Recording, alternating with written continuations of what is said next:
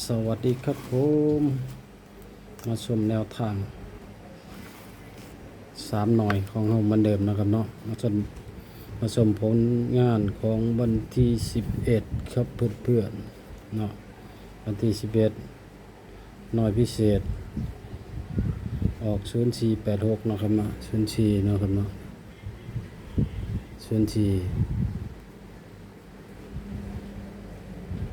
หน่อยปกติก็ออก04เนาะครับเนาะ2เด้งแล้วก็03เนาะครับนี่2เด้งเนาะอย่างนี้เนาะครับหน่อย VIP 7349ที่ว่าบ่มีเนาะครับเนาะเขา2หน่อยพิเศษกับปกติเนาะครับเนาะมาชมของมือต่อไม้เนาะครับเนาะนี่ครับ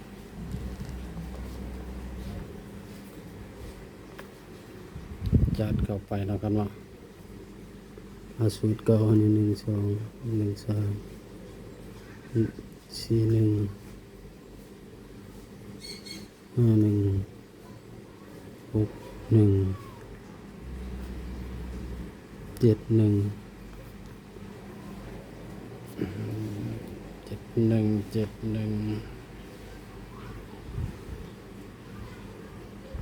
12 13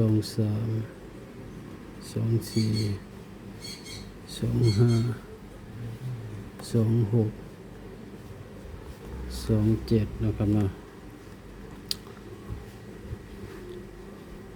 34 35นะครับเนาะ36 37 45 46 47 56 57 67นะครับเนาะ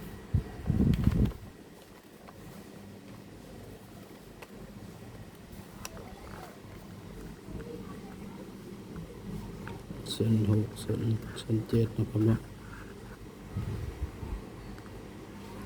ส่วน7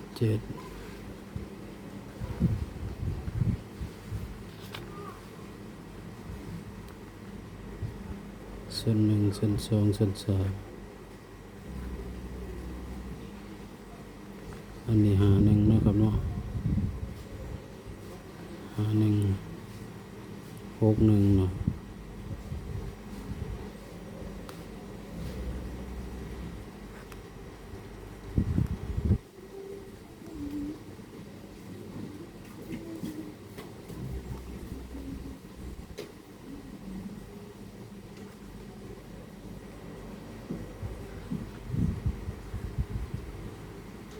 นะครับเนาะฟังคำเตือนนะครับเนาะคำเตือนสูตรมีเขามีดดนะครับเนาะเป็นแค่เพียงแนวทางบริษัทนับสนุนในเด่นการพนันนะครับเนาะทางสองเป็นเพียงสื่อกลางนะครับเนาะแนวทางนะครับเนาะบ่ฮู้ว่าถูกหรือผิดนะครับเนาะเฮ็ดไปตามสูตรเนาะถ้าผิดพลาดประการใดขอโทษขออภัยนะครับเนาะพิจารณาให้ดีเนาะครับเนาะจังนำมาไปใส่นะครับเนาะ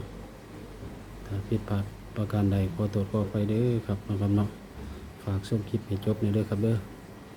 พอได้สะสมสมองนะครับเนาะ